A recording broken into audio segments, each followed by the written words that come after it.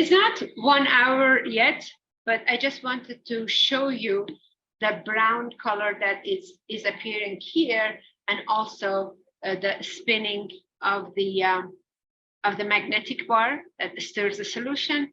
Also, a gentle boiling. We want to. It's very important for this reaction to avoid any fast boiling, because it's going to bump up, and this mixture can shoot out of this condenser. So we want to make sure that it's gentle boiling. We wait for the 1 hour.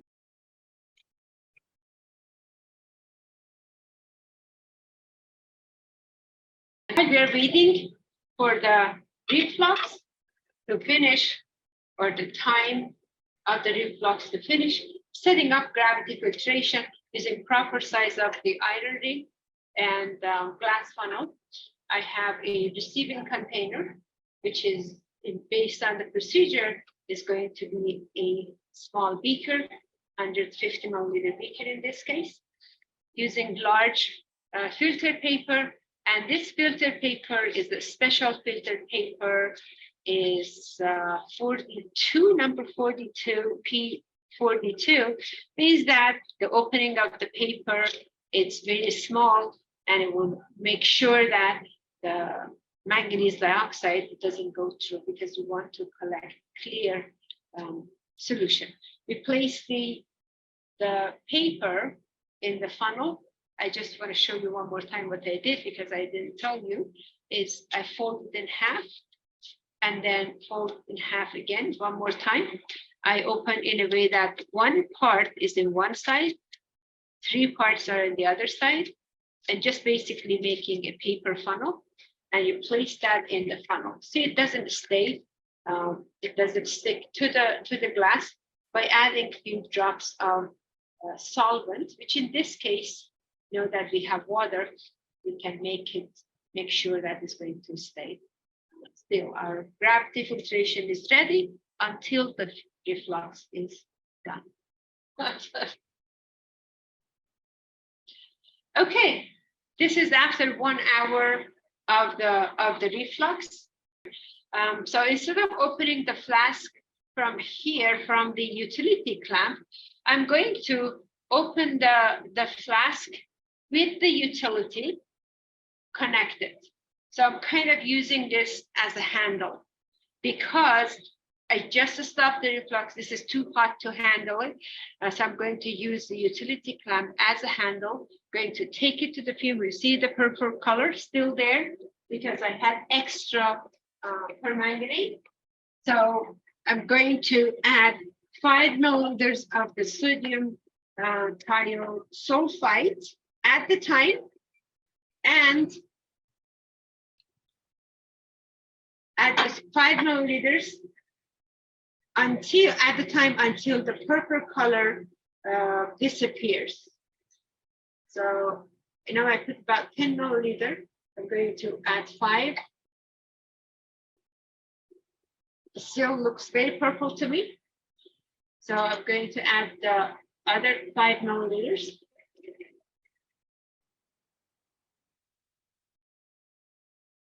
It doesn't look purple anymore. It looks all brown, but sometimes you can make an error. It could have like a shade of the purple color, but it looks brown to you.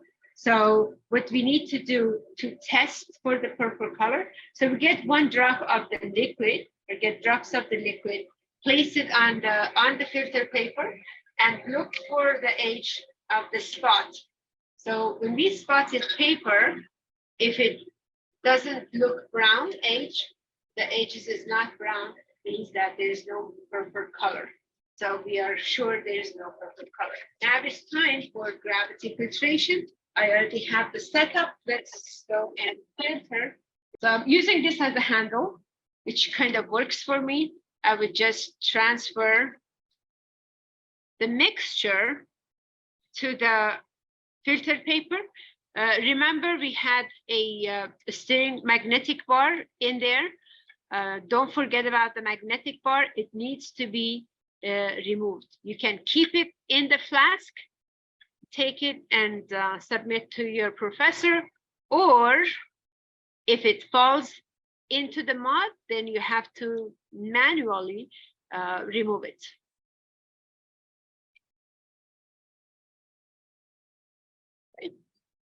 We wait for the filtration to complete. Filtration takes some time, but what's important is that there is no purple color and the solution we are recovering is clear. When the solution is almost done, all of it is transferred, you can use a paper towel to rescue this, or use a clamp, or use a magnet to remove the stir bar, magnetic bar. And this, as I said, is taking long. So let's go measure the HCl. Okay, we are measuring 10 milliliter of 6 molar HCl. And if the solution is not acidic after the addition of the 10 milliliter, we can always add more, test the pH until the solution becomes acidic. But first time, we're just going to add 10 milliliter. The filtration is complete. There is no visible liquid. So we have recovered our aqueous sodium benzoate solution. At least that's what I hope that we have recovered.